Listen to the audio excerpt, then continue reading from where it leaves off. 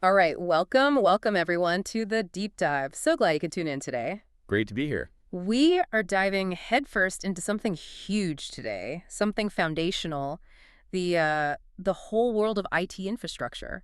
hmm It really is the invisible engine behind almost everything modern businesses do. Exactly. Think about it from ordering your morning coffee on an app to, global finance moving trillions. It's all running on this stuff. Absolutely. So, our mission today, like always, is to take this mountain of sources you've sent in articles, research notes, and boil it all down. Yep. Distill it into the core ideas, the stuff you really need to know. We want to give you that shortcut to being genuinely well informed, not just what IT is, but why it matters, how it connects.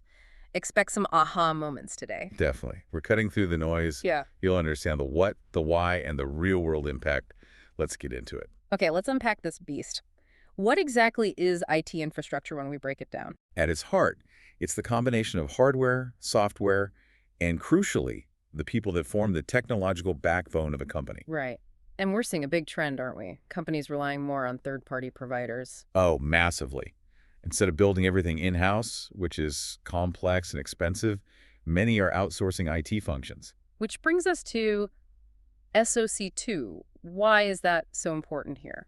Well, if you're trusting another company with your critical IT, you need assurance, right? SOC2 engagements provide that.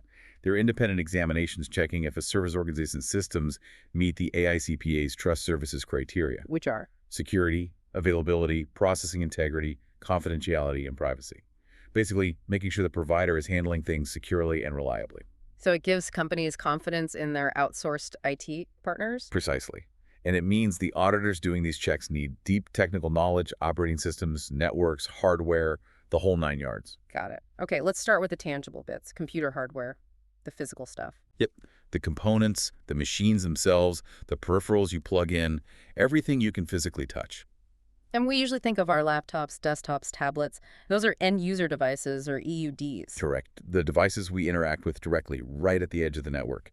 Laptops, phones, even wearables now. But there's also the hardware behind the scenes, the non-EUDs. Exactly. The heavy lifters managed by IT professionals, servers, network switches, routers, the infrastructure's core components. Let's zoom in on what's inside a typical computer, the internal hardware. Okay. You've got the microprocessor, that's the brain, doing the calculations. Right. Then graphics and sound cards for visuals and audio. Hard drives for long-term storage, where your files live. And RAM. That's different, isn't it? Totally different. RAM, random access memory, is super fast, temporary storage for what the computer is actively working on. When you close an app, that RAM is freed up. Okay. Is the power supply delivering the juice. And connecting absolutely everything is the motherboard. It's the central nervous system of the components. Makes sense. And then there's all the stuff we plug in the external hardware. Right. Your mouse, keyboard, speakers, microphone, external drives, memory sticks, printers, scanners too. Monitors, network cards if they're not built in. All that jazz. Connecting via wires or increasingly wirelessly. But infrastructure isn't just the computers themselves, is it? What about where they live? Good point. Infrastructure housing. Well, not hardware itself. The physical facilities, data centers, server rooms are critical. Think advanced security, climate control, specialized ventilation. Got to keep those machines cool and secure. Overheating is a major risk. So the environment is part of the infrastructure too. Protects the hardware. Absolutely essential. All right, we have the machines in their homes. Now, how do they actually talk to each other? Let's get into network infrastructure. Okay. This covers the hardware, the software, the layout, the topology, and the protocols that allow communication across the network. Let's start with the network hardware. What are the key pieces? First up, the modem. That's your link to the outside world, your internet service provider. It translates signals between analog and digital. Okay, the gateway to the internet. Then routers. Routers are like the traffic directors. They manage data flow between networks, figure out the best paths for data packets, and connect your modem to other devices or switches. And switches. How are they different from routers? Switches connect devices within a single network, like your home or office LAN. Think of a switch like a power strip for network cables. It multiplies one connection into many. Routers are smarter. They handle traffic between different networks and assign IP addresses. Switches just connect devices locally. Gotcha. Simpler connection hubs. What else? Gateways act as translators between networks that use different protocols, different languages. Okay. Edge-enabled devices are really interesting. They push computing power closer to where data is actually generated. Think sensors on a factory floor. Faster responses, less reliance on a central server. Reduces lag. Exactly. Then you have servers, powerful machines, physical or virtual, that manage resources, host websites, store files, the central hubs in the client-server model. And finally, firewalls, the security guard. Right. Hardware or software that filters network traffic based on predefined rules. They're the first line of defense, deciding what gets in and what stays out. Basic ones just filter packets, but modern firewalls are incredibly sophisticated. Okay, that's the gear. What about the layout? Network topology. Topology is the physical arrangement of the nodes, the devices, and network. How you connect everything physically. It hugely impacts performance, what kind of cables you need, how easy it is to fix problems. What are the common layouts? Well, there's the bus topology. It's simple, like one main cable everyone connects to. But if that main cable fails, The whole network goes down. pretty much. Then you have mesh topology, lots of interconnections, like a web. But very resilient data has multiple paths, but it's complex and expensive. Okay, what else? Ring topology connects devices in a circle. Data passes from one device to the next. Good for avoiding data collisions, but can be slow, and one device failure can break the ring. And the last one, star. Star is very common. All devices connect to a central hub, like a switch or server. Easy to manage. If one device cable fails, only that device is affected. But if that central hub goes down, all the connected devices lose connectivity. It's a single point of failure for those nodes. Okay, different trade-offs for each layout. Now, the really interesting part, how do these devices actually communicate? The protocols, the OSI model, that sounds complicated. It can seem that way, but the OSI model is just a framework to understand the different functions involved in network communication. Think of it like a 7-layer cake. Okay, I like cake. Each layer handles a specific job. Data starts at the top, say, in your web browser, application layer, and as it goes down to the layers, information gets added like addressing network layer or ensuring reliable delivery transport layer. Like adding instructions to an envelope. Exactly. That's called encapsulation. By the time it hits the bottom, physical layer, it's just electrical signals on a wire or radio waves. The receiving computer reverses the process, stripping off the instructions at each layer until the data reaches the right application. So it standardizes communication between different systems. Precisely. It ensures that devices speaking different languages can still understand each other by following the same layered process. Layer 7 application uses things like HTTP for web browsing. Layer 4 transport uses TCP for reliable connections. Layer 3 network using IP for addressing. Layer 2 data link uses MS addresses. Layer 1 physical is the actual cables or Wi-Fi signal. That makes it clearer. So putting the hardware topology and protocols together, that's the network infrastructure architecture, the grand plan. Exactly. It's the holistic design. Yeah. Considering geography, physical layout, logical design protocols, everything. And what common architectures do we see? You have your basic local area networks, LANs, small area like a home or office. Wide area networks, WANs, cover larger areas, connecting LANs. The internet is the biggest WAN. Okay. SD-WANs, software-defined WANs, use software for smarter, more flexible management of WAN connections. More intelligent routing. Kind of, yeah. And virtual private networks, VPNs, create those secure, encrypted connections over public networks, essential for remote access. Okay, great overview of networks. Now let's shift to the instructions themselves software. Right. Software is the set of instructions, applications, programs, procedures that tell the hardware what to do. It's the bridge between the user and the operating system. So what are the key types? Obviously, operating systems. Yeah, the OS Windows, macOS, Linux is the master controller. Manages memory, processes, hardware, the user interface, keeps everything running smoothly. What about firmware? That sounds similar. It's software, but it's embedded directly into the hardware itself, like on a motherboard or chip. It gives the hardware its basic operational instructions. Unlike regular software, you rarely update firmware. Got it. Low-level instructions. And mobile technology. That encompasses all the wireless devices we use for communication and business laptops, tablets, smartphones, hotspots. It's the hardware plus the mobile apps and operating systems, connecting via Wi-Fi, Bluetooth, 4G, 5G. And mobile can be end-user devices, like phones. Right, direct user interfaces. But also mobile non-EUDs, think wireless routers or firewalls operating using mobile tech, but not something you directly interact with in the same way. And a fascinating extension here is the Internet of Things, IoT. Those smart devices everywhere now. Absolutely. Smartwatches, smart home gadgets, industrial sensors, all connecting via Bluetooth or the internet, constantly sharing data. It's a massive expansion of network devices. Okay, so we have hardware and software. Where does all this computing actually happen? Let's talk cloud computing. Ah, the cloud. It's a model for delivering computing services, servers, storage, databases, software over the internet. Instead of owning the infrastructure, you rent it. Pay-as-you-go IT. What are the big advantages? Huge cost efficiency. You pay for what you use elasticity rather than buying tons of hardware for peak times that sits idle otherwise. Right, avoids over-provisioning. Plus, maintenance is handled by the cloud service provider, the CSP. They do the hardware upkeep, the support. Frees up internal teams. Exactly. Data is often centralized virtually, improving efficiency, and redundancy is built in. CSPs distribute data across multiple centers, reducing data loss risk. So how do companies actually use the cloud? What are the main service models? Besides just keeping everything on premises, that is. Think of it as a spectrum of control. On-premises means you manage absolutely everything yourself. Okay, total control, total responsibility. Then there's IaaS, infrastructure as a service. The CSP provides the basic building blocks. Virtual servers, storage, networking. You manage the operating systems, applications, data on top of that. Like renting the land and foundation. Good analogy. Next is PaaS, platform as a service. Here, the CSP provides the infrastructure and the tools needed to develop, run, and manage applications. You focus on building your app, they handle the underlying platform. Renting a workshop with all the tools included? Sort of, yeah.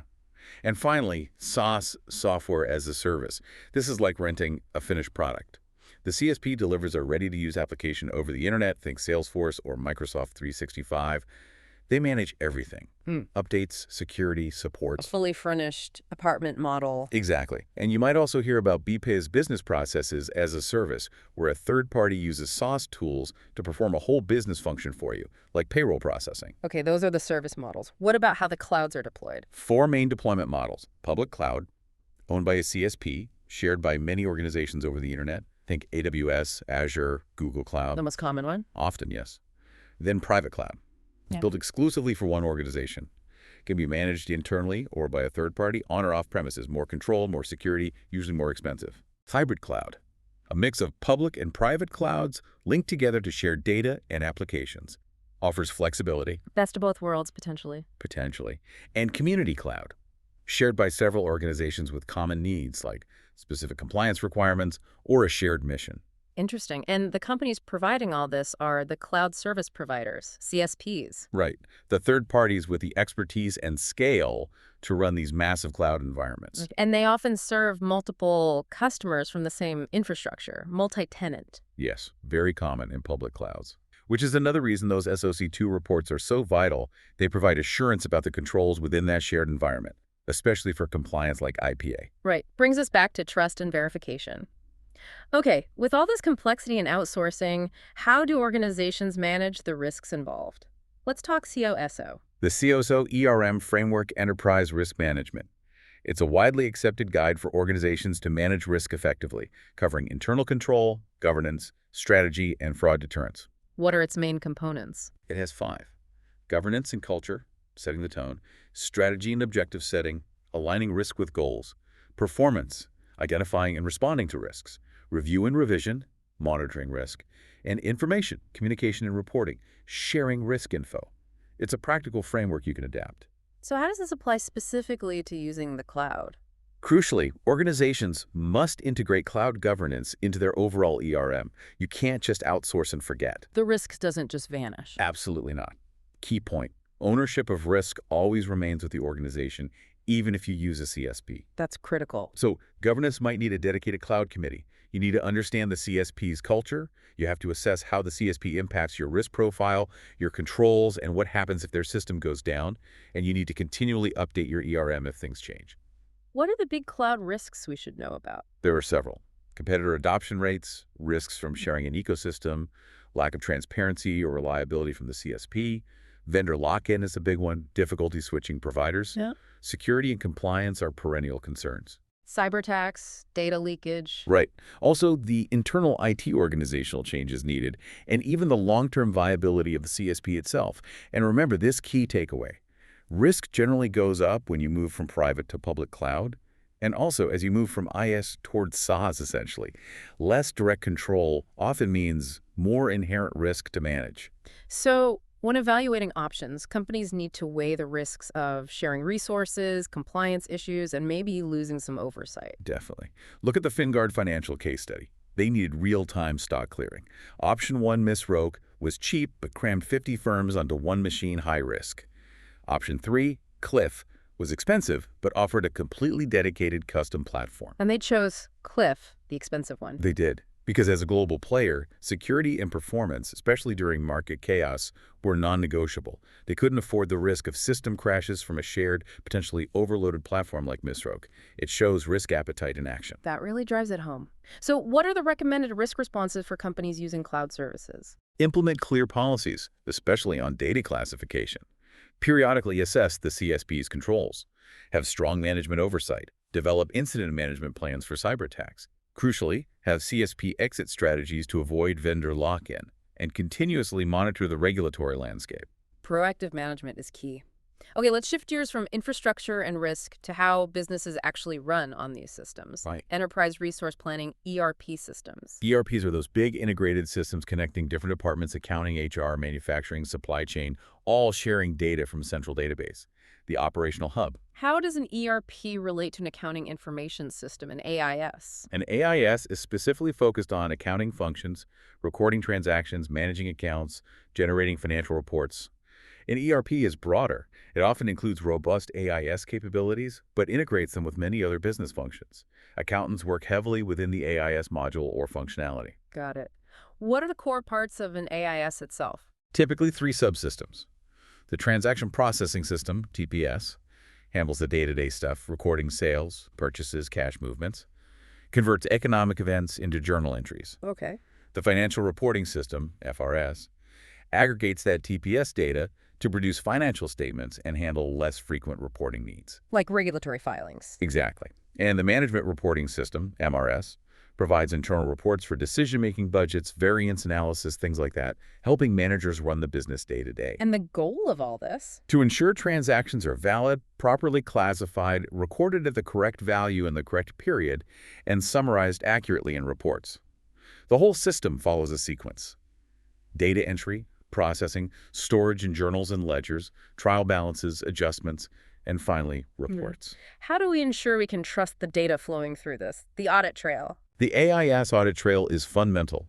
It lets you trace any transaction from its source document, like an invoice, all the way to the general ledger, and importantly, vouch back from the ledger to the source. Essential for auditors, including those SOC 2 auditors checking outsourced accounting functions, traceability equals trust.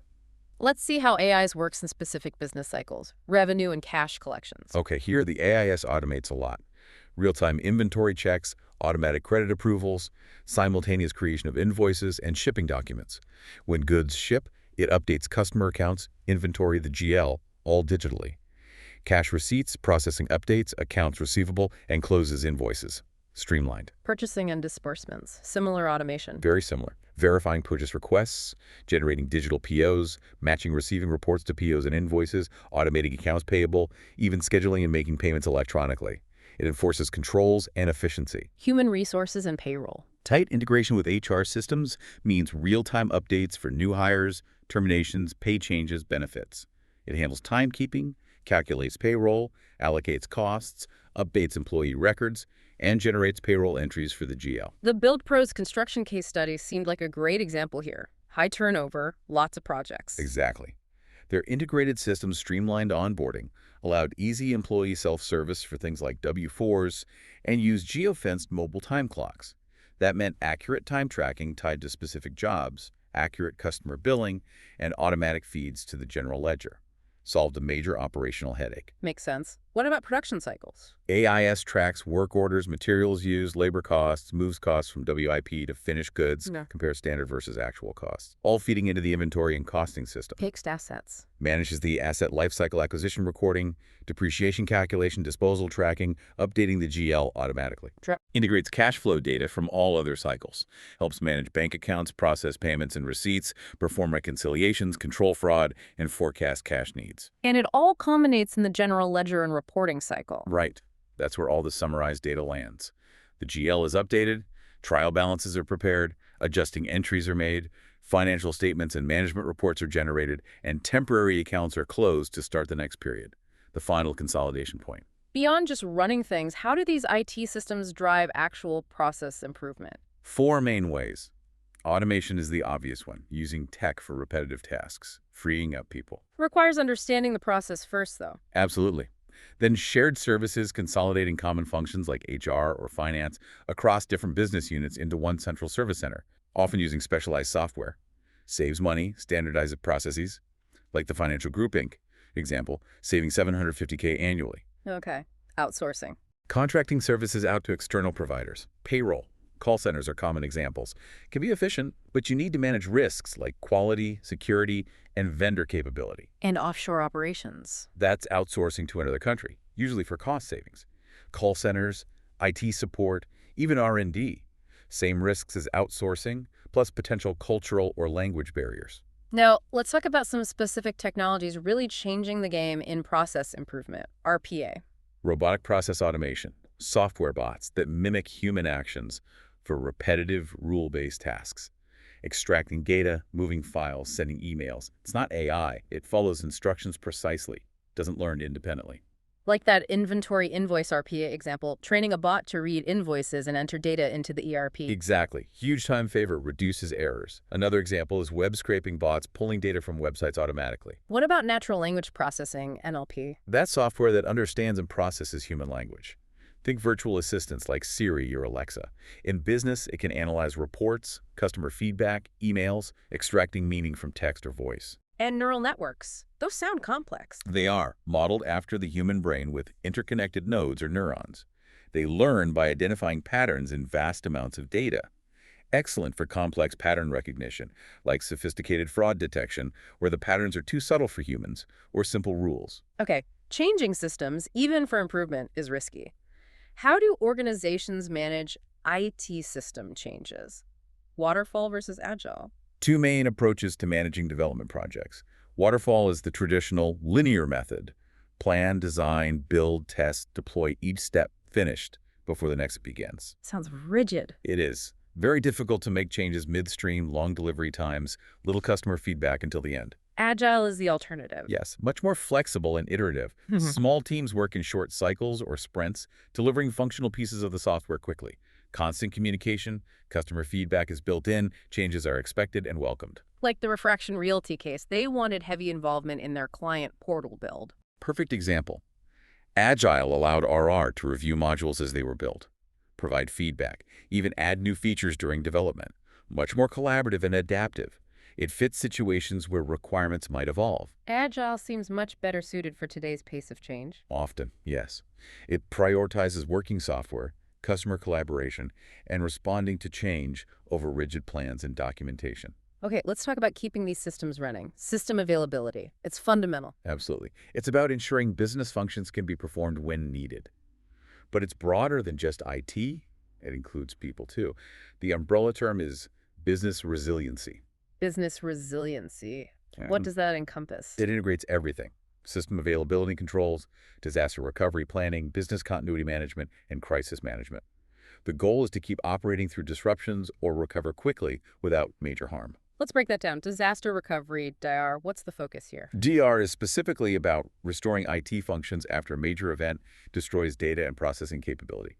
Think fire, flood, major cyber attack, not just short outages. What goes into a DR plan?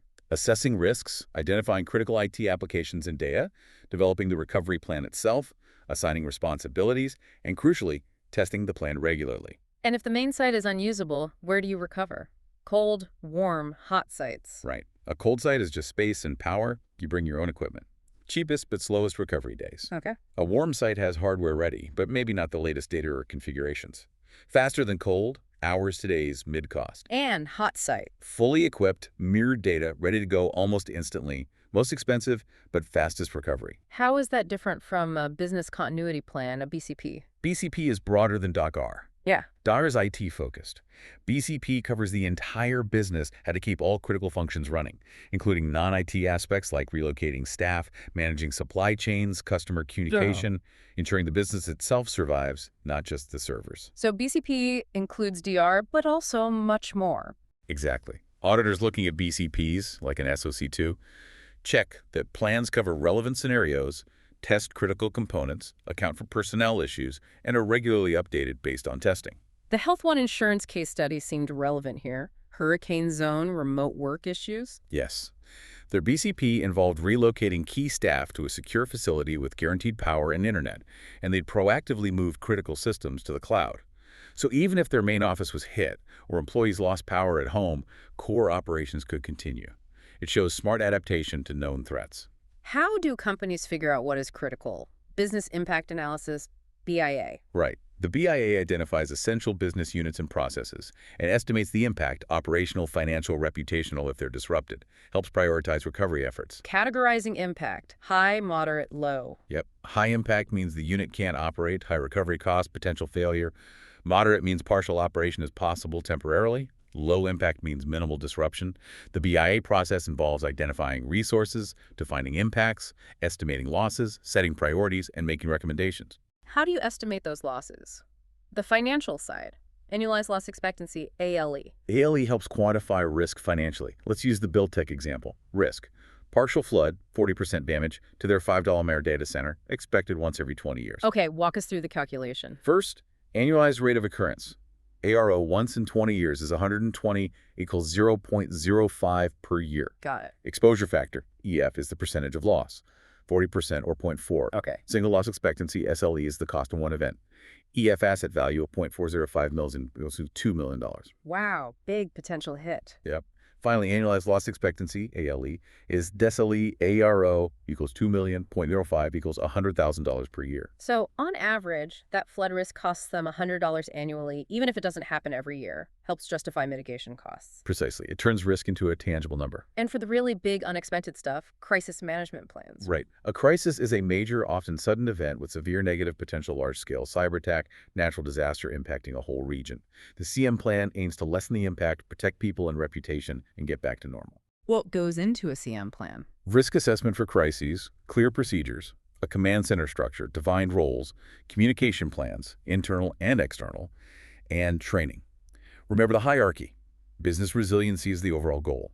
DR handles IT recovery, BCP handles broader business operations, and CM handles major crises. Makes sense. So, what are the main things that threaten system availability? Failure of the IT infrastructure itself could be aging hardware, lack of maintenance, malware, physical damage, cyber attacks like denial of service. Okay. Insufficient capacity and resources, simply not having enough processing power, storage, or skilled staff to meet demand. Growing pains or lack of investment? Can be. And finally, a fundamental lack of business resiliency, inadequate planning, leading to data loss, slow recovery, or complete failure to recover. What IT processes help mitigate these? Mirroring provides real-time database copies for instant failover.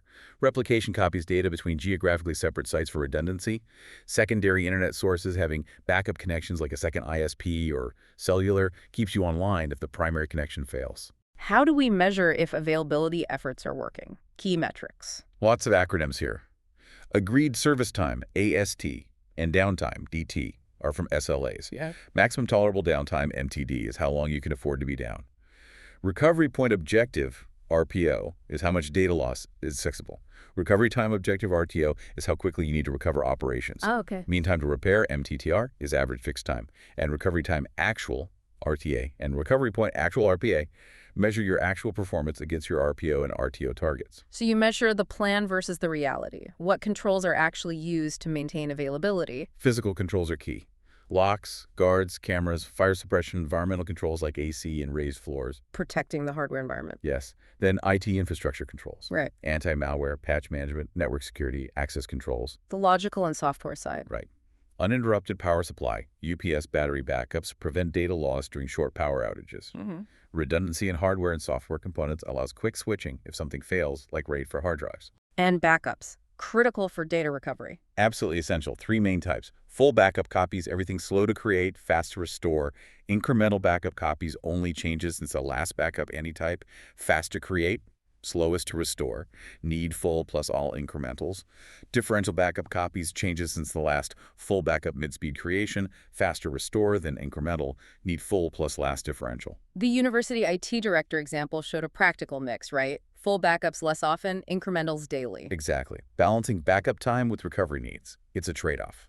And SOC2 auditors check all of this capacity monitoring, recovery plans, test results to ensure availability controls are actually effective. Okay, let's shift to the constant reality of IT, change. How is change management handled? Change management is the whole framework, policies, procedures, resources for controlling changes to the IT environment, from small updates to major overhauls. The goal is to make changes without breaking things. Minimize disruption, manage risk. Precisely. What does a good change management process involve? It's a structured flow. Identify the need, design the plan, get approval, budget it, assign people, identify and mitigate risks, create a roadmap, get resources, train users, test thoroughly, execute the change, and then review and monitor its impact. Sounds comprehensive, and organizations use different environments to manage this safely. Yes, segregation is key. Development is where code is written, testing is where developers check their code, staging is a near-production environment for final tests, functionality, performance, security. Production is the live environment and users' access. And a disaster recovery environment stands ready for emergencies. Keeping these separate prevents untested code from reaching users. What are the main change management risks? SOC2 Criterion CC 8.1 flags this as important. Several types. Okay. Selection and acquisition risks, choosing the wrong tech due to lack of expertise or poor process, leading to vulnerabilities or incompatibility.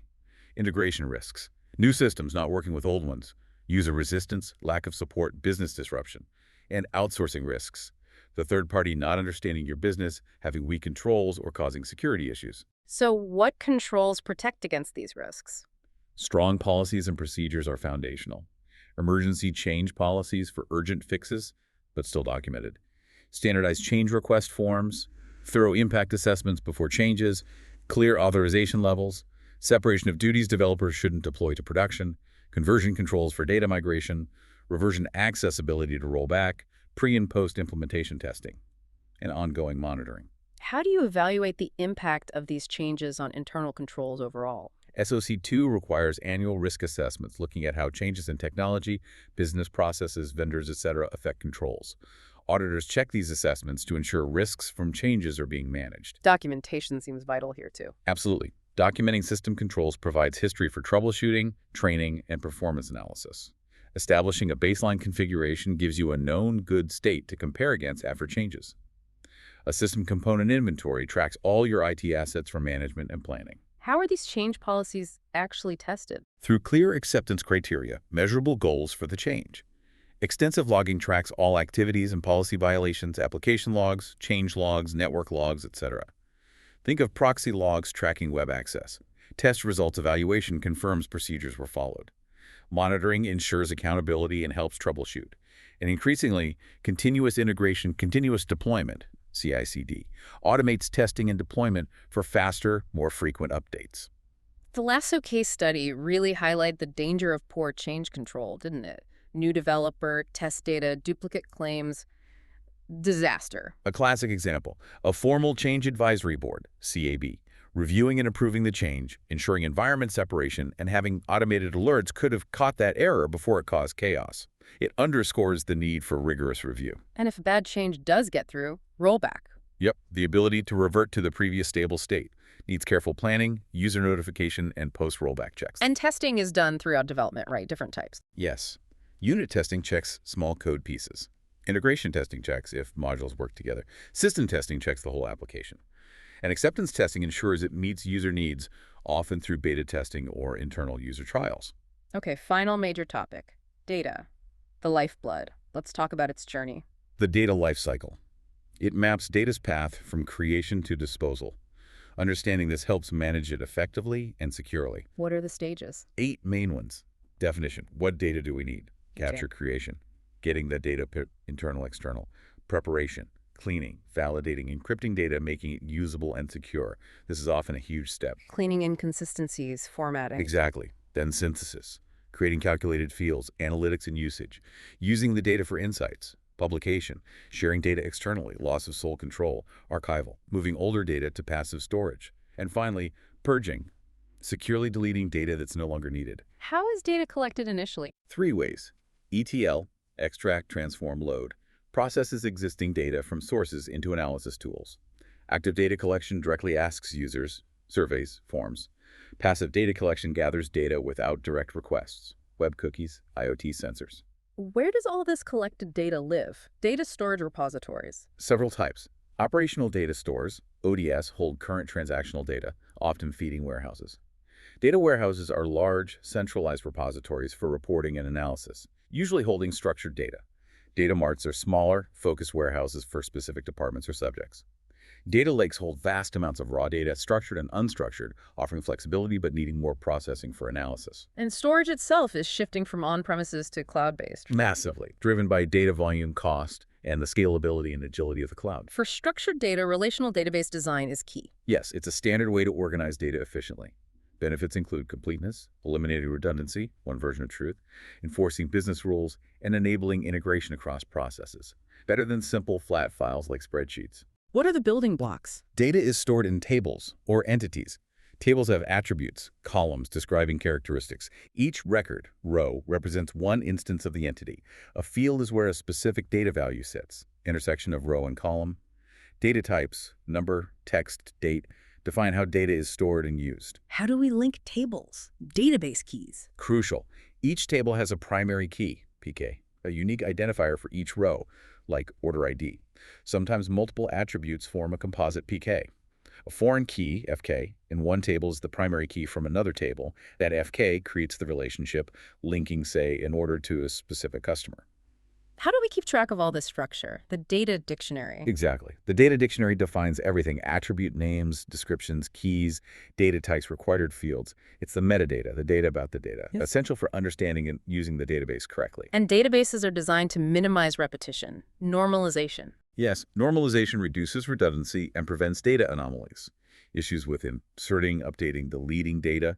It involves breaking large tables into smaller linked tables based on logical relationships. The goal is data integrity. Remember the key, 1NF, the whole key, 2NF, and nothing but the key, 3NF. Love that analogy. So warehouses and marts use different structures, models and schemas. Right, data models are conceptual plans. Schemas are the implementation blueprints. Models progress from conceptual, high level, to logical, more detailed attributes, keys, to physical, database-specific details like data types, constraints. And schemas for warehouses often use fact and dimension tables. Correct. Fact tables hold metrics, sales, dollar, quantity. Dimension tables hold context, dates, products, customers. Star schema is simple. Central fact table, directly linked dimension tables. Snowflake schema is more complex. Dimension tables are further normalized.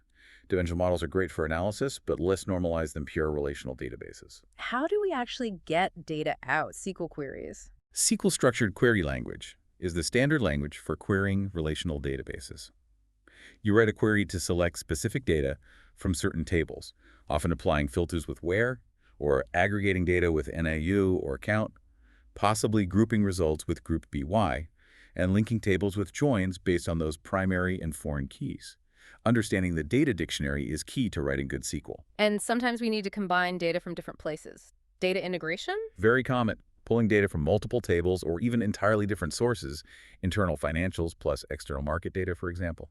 Tools like Power BI or Tableau excel at this. Finally, how do we visualize processes and data flows? Flowcharts. 2 main tools. BPMN activity models use standardized symbols, pools, lanes, events, tasks, gateways, to map business processes visually. Great for understanding workflow, identifying bottlenecks, finding automation opportunities. Data flow diagrams, DFDs, focus specifically on how data moves. They show processes that transform data. Data flows, arrows, data stores where data rests, and external entities interacting with the system. Provides a clear map of information movement. Wow, okay, we have really covered a lot of ground today.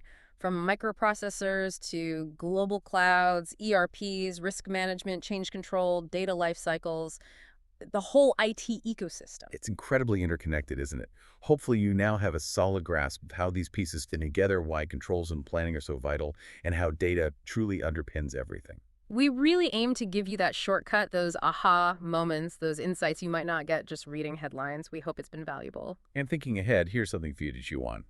As technology keeps accelerating, what's one area within this vast IT infrastructure landscape, maybe cloud, maybe AI in operations, maybe data privacy tech, where you predict the most surprising transformation in the next 5 years? And more importantly, why do you think that change is coming?